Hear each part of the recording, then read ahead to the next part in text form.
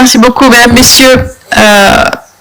Monsieur l'ambassadeur d'Irak, Excellences, mesdames, messieurs les membres du corps diplomatique, cher Pierre Ouzoulias, vice-président du Sénat, cher Dominique Vérien, présidente de la délégation aux droits des femmes, Madame Dorothy Katz, vice-présidente du Fonds social juif unifié, parce que rien ne ressemble plus à un génocide qu'un autre génocide, mesdames, messieurs, mesdames les survivantes, mesdames, messieurs les membres de l'association Yazda, mesdames, messieurs les Yézidis qui êtes venus de si loin, parfois d'Allemagne et en tous les cas de partout en France, mesdames, messieurs qui nous suivez actuellement sur les réseaux, puisque la conférence est retransmise.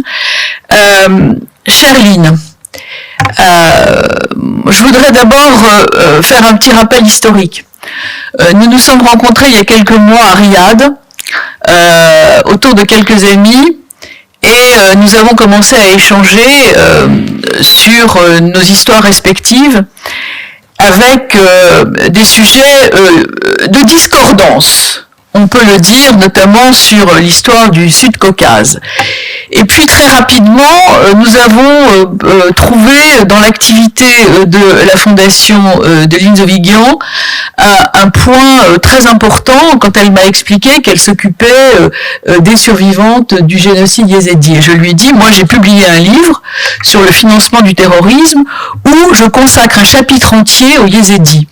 Non pas que cela concerne directement le terrorisme, mais en réalité ça le concerne directement. Et puis voyez-vous, mesdames, messieurs, le sang sèche vite quand il rentre dans l'histoire.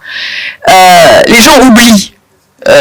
Vous voyez dans quel monde troublé nous vivons, et finalement, quand ces marchés aux esclaves sexuels ont quitté les écrans, plus personne ne se souvient de ce drame.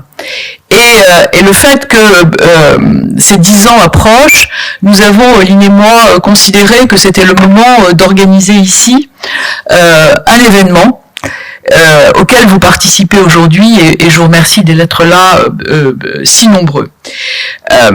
Donc ici nous avons, avec de très nombreux collègues, évidemment Pierre et Dominique, nous avons déposé une proposition de loi de façon à ce que le génocide des Yézidis soit inscrit dans la loi française. Nous sommes aussi très préoccupés évidemment de la protection de ces populations qui rentrent aussi finalement, qui sont englobées dans la problématique des chrétiens d'Orient et de ce multiculturalisme qui était celui de l'Orient et qui se réduit chaque jour davantage sous le coup des extrémistes. Nous avons donc de très nombreuses ici occasions de parler de ces sujets, mais pas assez. Et ce matin, c'est une occasion supplémentaire, et moi je suis vraiment très heureuse. Je voudrais rendre un hommage très particulier à notre ambassadeur en Irak, l'ambassadeur Durel, qui a vraiment fait le maximum pour pouvoir faire en sorte que ces jeunes femmes survivantes puissent être à Paris aujourd'hui. C'était extrêmement difficile pour elles d'avoir un visa, et il a organisé les choses pour qu'elles puissent être parmi nous aujourd'hui.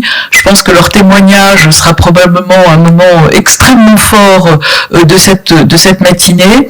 Et puis aussi vous dire que les morts finalement meurent 2 fois. Bon, la première fois évidemment le jour de leur disparition, et la deuxième fois lorsqu'on oublie leur nom. Donc je crois que ce que nous faisons aujourd'hui contribue à perpétuer leur mémoire.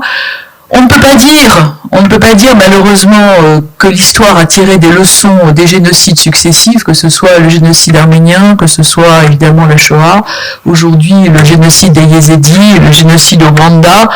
Je pense que la violence aujourd'hui est partout, et que dans le contexte actuel d'une violence, d'une montée des extrêmes, le colloque que nous avons ce matin a une consonance très particulière. Nous entendrons parler du droit international et de ses limites, de la protection des victimes et de ses limites, Et puis comment empêcher que cela se reproduise sont des questions qu'on se pose toujours, auxquelles on n'a pas de réponse, sauf le lendemain de massacres ou de crimes contre l'humanité auxquels nous assistons malheureusement aujourd'hui quasiment quotidiennement. Donc nous allons avoir une matinée particulièrement riche, pleine d'émotions. Merci encore d'être venu. Merci Lynn, merci à la Fondation Yazda, merci aussi à l'Office mondial de l'immigration qui nous a aidés pour l'organisation. Pardon pour les problèmes techniques, mais cette maison n'est pas habituée à manier de très très multiples langues, donc nous avons fait comme nous avons pu. J'espère que vous nous pardonnerez les imperfections techniques. Ce qui compte aujourd'hui, c'est le message que nous voulons lancer, d'abord aux survivantes et à leurs familles, pour leur dire notre soutien, notre émotion, notre affection, et vous dire que nous allons vous entendre et essayer de tirer les leçons de vos témoignages. Je vous remercie.